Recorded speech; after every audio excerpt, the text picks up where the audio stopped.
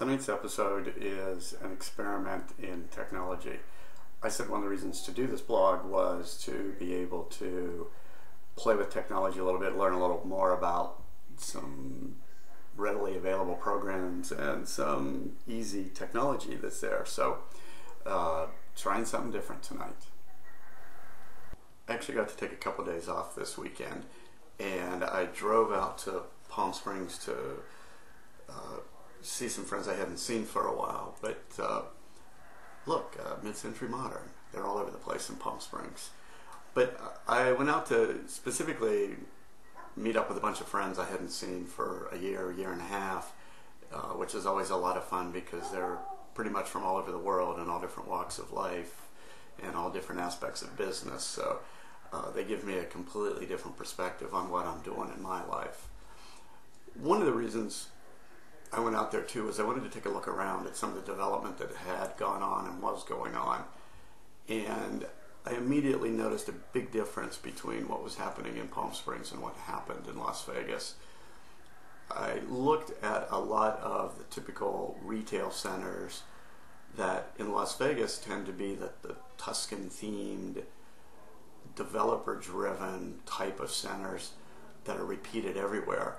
But in Palm Springs, they tend to be a little more individualistic, be designed for the site, be designed a little more for climate, and a little more variety.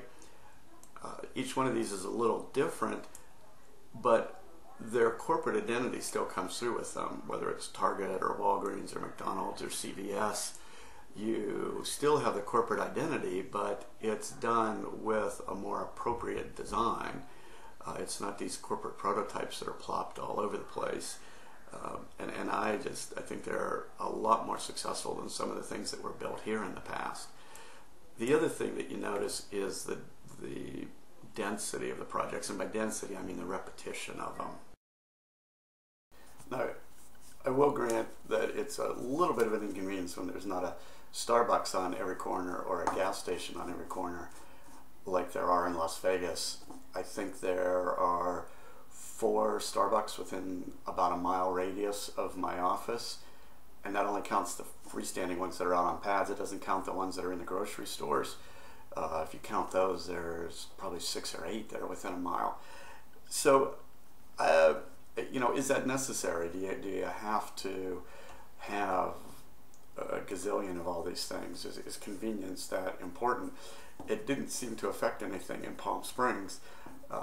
You still had the same conveniences. You just knew where to go to get them, and they weren't on every single corner, which opened up a lot of things to much more pedestrian-friendly environments, actually, with green spaces in between them, and just, again, more variety, so that it wasn't just block after block after block of retail strip centers. There's definitely a lot of them out there, but they are not to the density that they are here, at least visually. And the other visual aspect is their whole signage programs that they have, where, again, it's understated everywhere, but it doesn't seem to harm the businesses in any way. You know where the grocery stores are, you know where the insurance agents are, you know where the dry cleaner is, and you don't have to have a 20-foot high sign in front of each business. And again, it comes off a little more successful, and you tend to see things that are a little more harmonious in the environment and not quite as visually distracting, as startling as some of the things that we have around here. You may have noticed that even though I said I took a couple of days off, I couldn't get away from design and architecture altogether.